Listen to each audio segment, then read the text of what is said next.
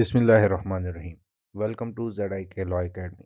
जैसे कि आप जानते हैं कि हमने लेक्चर सीरीज स्टार्ट किए हुए हैं कानूनी शहादत ऑर्डर 1984 का, जिसमें हम पंजाब यूनिवर्सिटी के एनुअल एग्जाम्स में जो भी पास पेपर में इंपॉर्टेंट क्वेश्चन आ चुके हैं तो हम उसको डिस्कस कर रहे हैं।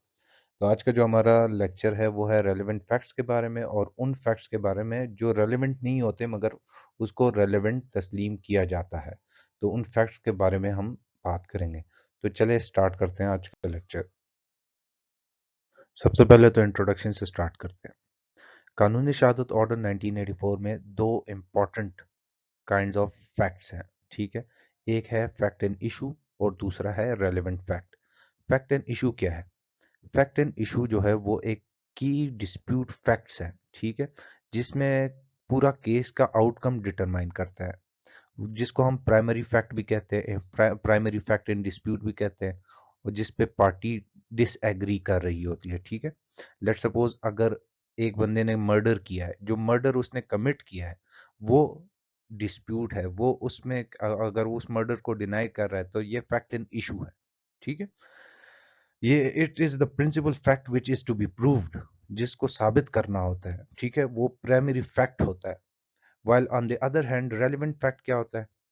जो उस प्राइमरी फैक्ट को, या हमारे पास जो फैक्ट एंड इशू है उस फैक्ट को प्रूव या डिसप्रूव करे, उसको हम रेलेवेंट फैक्ट बोलते हैं। Relevant fact are those facts which have logical connection to the fact and issue, जिसका लॉजिकल किसी ना किसी तरह उस फैक्ट, जो फैक्ट एंड इशू है उसके साथ लॉजिकल कनेक्शन हो, उसको हम रेलेवेंट फैक्ट बोलते हैं। ये प्राइमरी फैक्ट इन डिस्प्यूट नहीं होते मगर एसेंशियल होते हैं, एक एसेंशियल की तरह काम करते हैं उस फैक्ट को, फैक्ट इन इशू को रिजॉल्व करने में।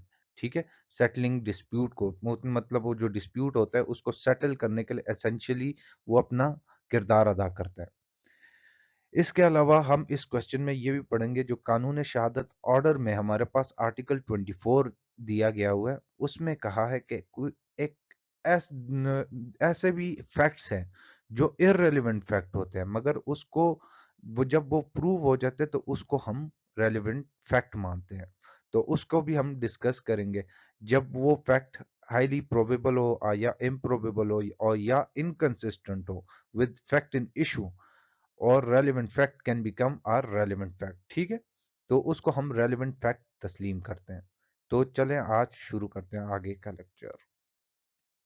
इसके बाद हम रेलिवेंट आर्टिकल्स देखेंगे। कानूनी शहादत ऑर्डर 1984 में आर्टिकल 2, 3 डील करता है रेलिवेंट फैक्ट और फैक्ट एंड इशू के साथ, जिसमें हम इसकी डेफिनेशंस देखेंगे कि रेलिवेंट फैक्ट क्या होता है और फैक्ट एंड इशू क्या होता है। और क्वेश्चन के दूसरा पार्ट जो है वो आर्टिकल 24 डील करता है उसके साथ, कि वो कौन से फैक्ट है जो रेलेवेंट नहीं होते मगर रेलेवेंट बन जाते हैं। ठीक है, उसको डिस्कस करेंगे। सबसे पहले तो हमें जानने की जरूरत है कि फैक्ट क्या चीज होती है। फैक्ट एक ऐसी चीज होती है जिसको देख सकते हैं लोग, उसको सुन सकते हैं, उसको टच कर सकते हैं, उसकी स्मेल कर सकते हैं या उसको टेस्ट कर सकते हैं, उसको कहते हैं फैक्ट्स। ये एक मेंटल स्टेट भी हो सकती है, लाइक थॉट्स और feelings that a person is aware of. ठीक है, डेफिनेशन ऑफ रेलिवेंट फैक्ट पे आ जाते हैं। ये रेलिवेंट फैक्ट की जो डेफिनेशन है वो आर्टिकल 2 सब क्लॉज 3 में डिस्कस है कानून शहादत ऑर्डर 1984 की, जिसमें कहता है कि रेलिवेंट फैक्ट क्या होता है। रेलिवेंट फैक्ट वो फैक्ट होता है जो दूसरे फैक्ट के साथ कनेक्ट हो थ्रू एनी वे, किसी भी तरह से। ठीक है, इज कॉल्ड रेलिवेंट फैक्ट, या any fact which proved and disproved the fact in issue is called relevant fact. ठीक है, इसकी एक एग्जांपल लेते हैं। ये जो रेलिवेंट फैक्ट होते हैं वो फैक्ट होते हैं जो दूसरी फैक्ट एंड इशू को प्रूव करें। लेट सपोज फॉर एग्जांपल एक मर्डर हुआ, उसके मर्डर में एक नाइफ पिस्टल का इस्तेमाल हुआ। ठीक है, जो उस पिस्टल पे फिंगरप्रिंट्स बी के थे। ठीक है, तो ये जो फिंगरप्रिंट्स है ये फैक्ट इन रेलिवेंट फैक्ट है, ये जो पिस्टल है ये रेलिवेंट फैक्ट है। ठीक है, definition of fact and issue. Fact and issue क्या है? According to article 2 sub clause 2। ठीक है, ये सब क्लॉज 2 में डिफाइन है इसकी डेफिनेशन फैक्ट एंड इशू की। फैक्ट एंड इशू क्या होता है? जैसे हमने इंट्रोडक्शन में देखा, fact and issue basically main जो पॉइंट होते हैं, ठीक है, जो डिस्प्यूट होते हैं, जिस पे पार्टीज ने डिनाई किया होता है, तो वो फैक्ट एंड इशू होता है। Fact and issue means a fact either its own or otherwise assert or denies the existence or non-existence or nature of the right, liability or disability is known as fact and issue. इसको हम example से समझेंगे. Let's suppose Aslam is accuse of murder of Bilal. ठीक है. At the trial of Aslam the following facts may be the fact and issue. ठीक है. The Aslam cause Bilal's murder. The Aslam intended to cause the Bilal's death. ठीक है. इसमें कहता है कि वो फैक्ट एंड इशू वो फैक्ट होता है जिसमें पार्टीज किसी चीज की मतलब चीज से डिनाई करता है कि एग्जिस्टेंस से, नॉन एग्जिस्टेंस से और उस या उसके नेचर ऑफ राइट से, लाइबिलिटीज से या डिसेबिलिटीज से, तो उसको हम फैक्ट एंड इशू कहते हैं. ठीक है. अभी हम क्वेश्चन के दूसरे पार्ट पे आ गए कि वो कौन से फैक्ट्स हैं जो रेलिवेंट नहीं होते मगर रेलिवेंट बन जाते हैं. ठीक है.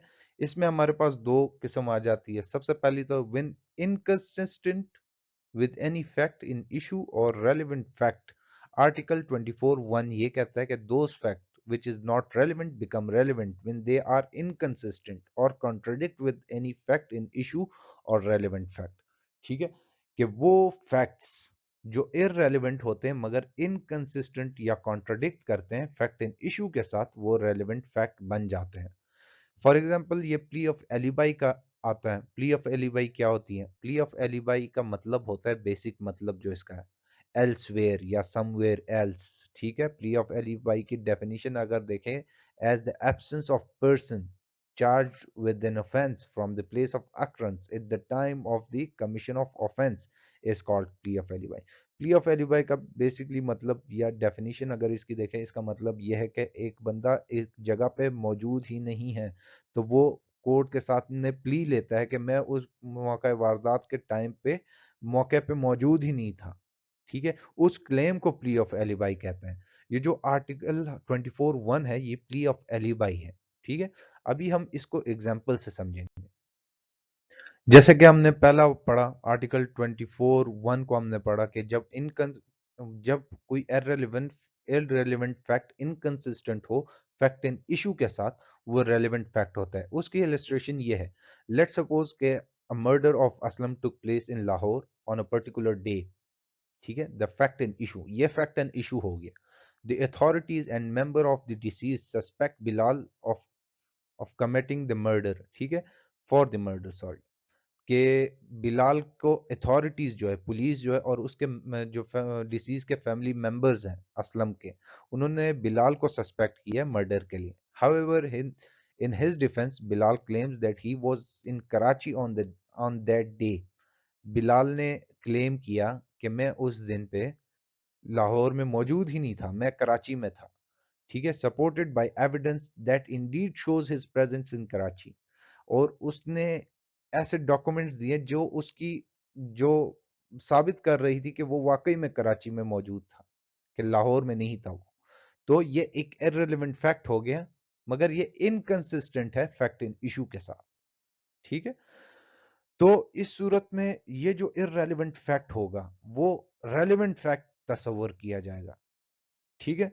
Explanation: when it is proved that Aslam was not present at the place of occurrence, Lahore, rather he was somewhere else in Karachi. So such irrelevant fact that he was in Karachi become relevant when they are inconsistent or contradict with the fact in issue or relevant fact. Murder of Aslam took place in Lahore. ये एक दूसरे के साथ contradict करें. कानून कहता है कि जब इस तरह का रेलेवेंट इररेलेवेंट फैक्ट कॉन्ट्राडिक्ट करे फैक्ट इन इशू के साथ, कॉन्ट्राडिक्शन, इनकंसिस्टेंसी आ जाए, तो वो फैक्ट जो होगा, वो इररेलेवेंट फैक्ट जो होगा, वो रेलेवेंट फैक्ट तस्लीम किया जाएगा, तस्वर किया जाएगा. ठीक है. नेक्स्ट आ जाता है, कहते हैं नेक्स्ट सब क्लॉज में आ जाता है आर्टिकल 24(2) में. उसमें कहता है कि those facts which prove and disprove any fact in issue and relevant fact. इसमें कहता है कि ऐसे irrelevant fact जो प्रूव करे और डिसप्रूव करे any fact in issue और relevant fact. ठीक है. कहते हैं कि those fact which are not relevant fact or in the connection with other fact make highly possible or highly impossible the existence or non-existence of any fact in issue become relevant fact.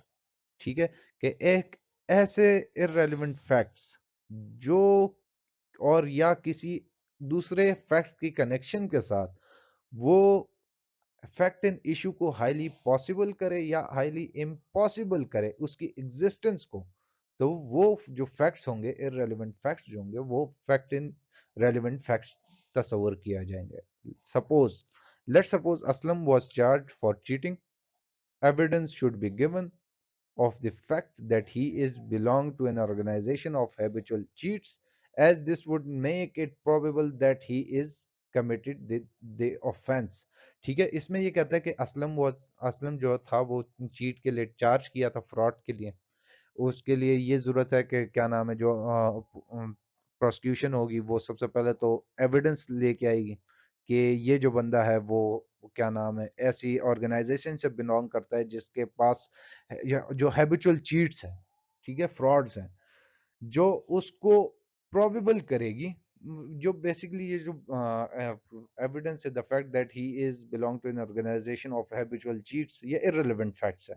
मगर जब ये वो सबूत लेके आएगी, जब कुछ और नहीं होगा, तो ये हाईली प्रोबेबल कर देगी कि ये ऑफेंस भी इसने कमिट किया होगा।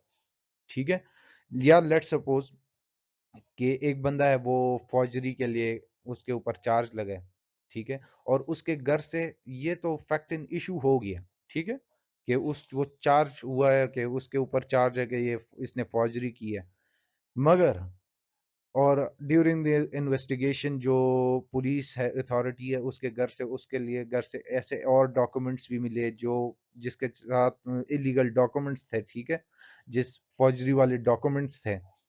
तो ये जो डॉक्यूमेंट्स मिलना, ये इररेलेवेंट फैक्ट है, मगर वो उसकी जो प्रोबेबिलिटी है उसको कंफर्म कर देती है कि ये फौजरी का चार्ज इस पे इम्पोज हुआ है, तो ये इसने ही किया होगा क्योंकि इसके घर से और भी ऐसे डॉक्यूमेंट्स मिले हैं। ठीक है, तो ये कहता है कि ऐसे फैक्ट्स या ऐसे फैक्ट्स जो फैक्ट एंड इशू की प्रोबेबिलिटी या एग्जिस्टेंस को कंफर्म कर दे, एक किस्म पॉसिबिलिटी ले आए उसमें, तो कि ये क्राइम इसने किया होगा, तो ये फैक्ट्स भी रेलेवेंट फैक्ट्स तस्लीम किए जाएंगे। ठीक है, उम्मीद है कि आपको समझ आई होगी। मेरे चैनल को सब्सक्राइब करें, बेल आइकन को प्रेस करें ताकि आने वाली अपडेट्स आपको मिलती रहे। शब बखैर, अल्लाह हाफिज।